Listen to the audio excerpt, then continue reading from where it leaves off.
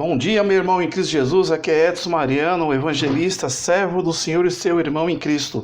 Vamos dar continuidade na nossa leitura aí, tranquila da Palavra de Deus, leitura diária do Evangelho de Mateus. Nós estamos agora no capítulo 4 e vamos falar a respeito do início do ministério de Cristo Jesus. Então pega a tua palavra, a tua espada, no Evangelho de Mateus, capítulo 4, versículo 12, diz assim: Jesus, porém, ouvindo que João estava preso, voltou para a Galiléia. E nós sabemos que João aqui é o João Batista, primo de Jesus, o precursor do Evangelho, aquele que batizava no Rio Jordão, né, e proclamando o arrependimento dos pecados. João batizou Jesus no Rio Jordão. Então, Jesus, porém, ouvindo que João estava preso, voltou para a Galiléia. E como sugestão, tem aí o seu compêndio de mapas do Velho Testamento e do Novo Testamento, e você verificará que a Galiléia, ela fica no sul das terras de Israel, perto do mar da Galiléia. Vamos então aqui refocar aqui o celular. Versículo 13. E deixando Nazaré, e Nazaré também fica lá na Galiléia, foi habitar em Cafarnaum, também na Galiléia, províncias, cidade marítima dos confins de Zebulon e Naftali. Interessante que aqui nós temos aqui a tribo de Zebulon e a tribo de Naftali, e quando nós estudamos no fim do livro de Josué, das batalhas na reconquista da terra prometida, a Canaã, Josué faz a repartição das terras entre as 12 tribos. E aqui, já no Novo Testamento, está citando o território de Zebulon, da tribo, e de Naftali. Então, nos mapas, você vai perceber que tem também um mapa, já no Velho Testamento, da divisão das terras feitas por Josué, né, as 12 tribos, incluindo Naftali e Zebulon. Muito interessante, né? Então, são nomes e nomenclaturas territoriais do Velho Testamento. Para que se cumprisse o que foi dito pelo profeta Isaías, profeta maior, no Velho Testamento, que diz: a terra de Zebulon e a terra de Naftali, junto ao caminho do mar, além do Jordão, era uma divisão, aquém do Jordão e além do Jordão, a divisão das tribos, tomaram também a maioria da sua posse em Canaã, além do Jordão, e aquém do Jordão também algumas tribos ficaram ali com parte territorial. Então a terra de Zebulon e a terra de Naftali, junto ao caminho do mar, além do Jordão, Galiléia das nações. Então, olha aqui, Zebulon e Naftali tem hoje no Novo Testamento, nas terras de Israel, denominada Galiléia. E dentro da Galiléia nós temos Cafarnaum, nós temos o lado do mar da Galiléia, Caná da Galiléia, Nazaré. 16. E o povo que estava sentado em trevas, isso era uma situação, né, de Jesus, aliás, do povo no tempo do ministério de Jesus. E o povo aqui se referencia especificamente ao povo judeu, que estava sentado em trevas, viu uma grande luz.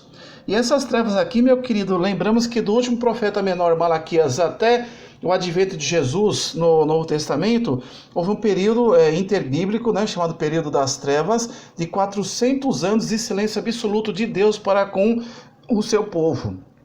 E imagina só como é que estava realmente o pecado no meio desse povo. O povo que estava assentado em trevas, assentado, né? Viu uma grande luz, e aos que estavam assentados na região e à sombra da morte, a luz raiou. Aqui é o cumprimento das profecias do advento de Cristo Jesus. Desde então começou Jesus a pregar e a dizer o início do ministério, depois do jejum no deserto, como o vídeo anterior falamos. Desde então começou Jesus a pregar e a dizer, olha a temática da pregação de Jesus: arrependimento, arrependei-vos, porque está próximo o reino dos céus. Jesus veio não para ser rei dos homens, um rei político, um rei governamental terrestre, mas Jesus, o perfeito Filho de Deus, ele veio para proclamar as boas-vindas do reino dos céus. Arrependei-vos porque está próximo o reino dos céus. Arrependei-vos de quê? Dos pecados. A mesma temática de João Batista, precursor do Evangelho. Então aqui nos trata a respeito do ministério de Jesus, do seu início. E aí o outro subtítulo e último do capítulo 4 diz assim: a vocação dos discípulos, o chamado dos discípulos. Porque Jesus ele tinha, na verdade, a intenção do seu coração de mostrar, ensinar a homens especiais, escolhidos por ele, para dar seguimento após a sua morte, ressurreição e ascensão, na propagação, na disseminação da palavra do Senhor, sempre voltada ao arrependimento, né? Para o fim do quê? Para que as pessoas atinjam, por intermédio de Jesus, o reino dos céus, o nome escrito no livro da vida, a libertação e a salvação. Vocação dos discípulos. E Jesus, andando junto ao mar da Galileia, então já está dizendo aqui, na região norte das terras de Israel, viu a dois irmãos chamados Pedro e André. Olha aqui, Pedro e André, seu irmão, que lançavam a rede ao mar. Então Pedro e André eram pescadores, e provavelmente próximo ao mar da Galileia, porque eram pescadores. E disse-lhes, quem disse-lhes? Jesus: vinde após mim, e eu vos farei pescadores de homens. Aqui, no versículo 19, é uma chamada para todos. Uma vez que nós aceitamos Jesus como único e suficiente Salvador, nós precisamos ser proclamadores do plano da salvação de Cristo, da mensagem de arrependimento, da vida eterna, a todos que pudermos encontrar nos nossos caminhos. Vinde, pois, e vos farei pescadores de homens, para Cristo Jesus, é claro. Então eles, deixando logo as redes, seguiram.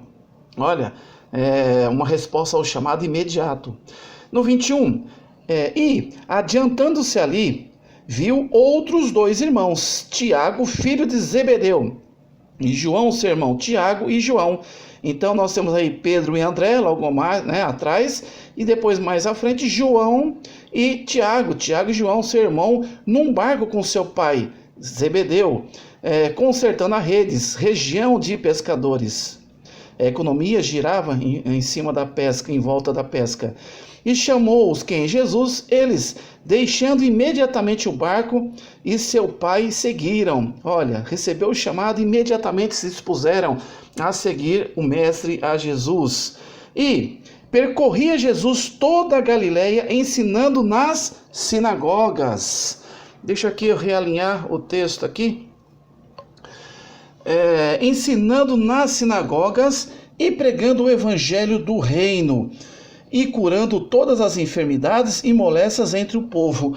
A respeito de ensinar nas sinagogas, nos dias de Cristo Jesus, é importante nós lembrarmos, assim, de maneira bem sucinta, nessa leitura descontraída, que a sinagoga, nada mais, nada menos, era o local de reunião dos judeus, das pessoas, como se fosse uma assembleia, até mesmo como se fosse a nossa igreja, para estudar, para aprendizado da palavra de Deus, para adoração e para a oração.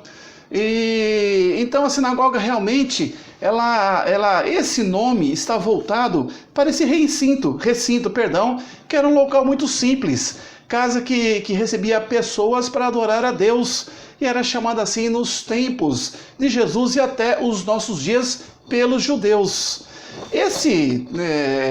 Essa casa, de oração e aprendizagem, estudo da palavra de Deus, até mesmo discussão de algumas questões políticas nas sinagogas, a palavra sinagoga não é mencionada em lugar algum no Velho Testamento, mas muitíssimo informado e conhecido, e consta nos textos da palavra de Deus no Novo Testamento.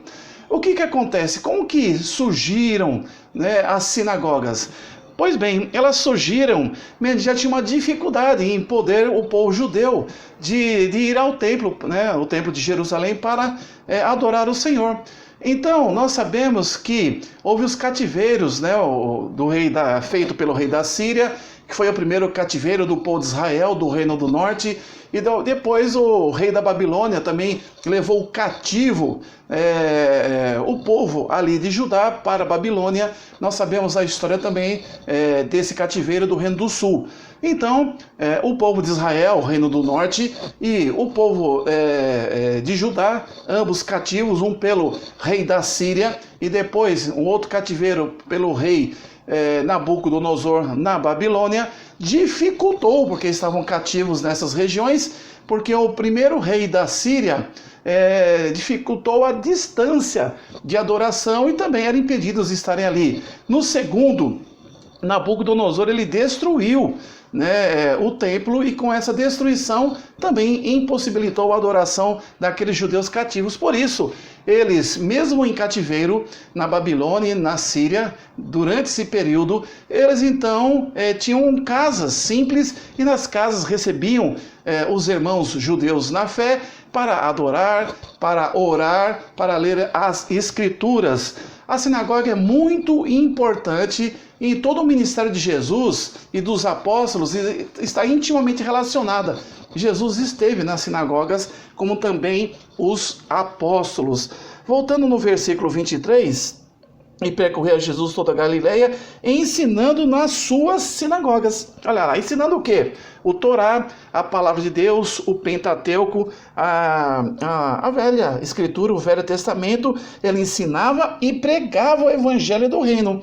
Então aqui já nos diz que Jesus participava intrinsecamente dessas casas, pregando ali em Israel a palavra do Senhor nas sinagogas, pregando e ensinando o evangelho do reino e curando todas as enfermidades e moléstias entre o povo. E a sua fama correu por toda a Síria, e traziam-lhe todos os que padeciam, oprimidos por várias enfermidades e tormentos, os endemoniados, os lunáticos e os paralíticos, ele os curava. Olha ali, sinagoga relacionada com o quê? Relacionada com ensino, com pregação e com cura, O pragmatismo de Jesus ali. E seguia uma grande multidão da Galileia. Então, esse último subtítulo do capítulo 4 está muito dentro da região da Galileia, no norte das terras de Israel. E seguia uma grande multidão da Galileia e de Decápolis, de Jerusalém, agora já desce para Judá, Jerusalém, da Judéia e de além do Jordão, as regiões ali das terras de Israel. Eis aí mais uma leitura descontraída e gostosa para o nosso conhecimento da palavra de Deus, leitura diária de Mateus capítulo 4, e tratamos a respeito do início do ministério de Jesus e da vocação, do chamado de 4 discípulos, qual seja Pedro, André, Tiago e João, esses últimos 2 filhos de Zebedeu, todos eles aqui mencionados pescadores. Que Deus abençoe sua vida. Se sentir no coração, compartilhe essa mensagem com algum amado, para que possamos mais e mais conhecer a palavra do Senhor. Que Deus lhe abençoe.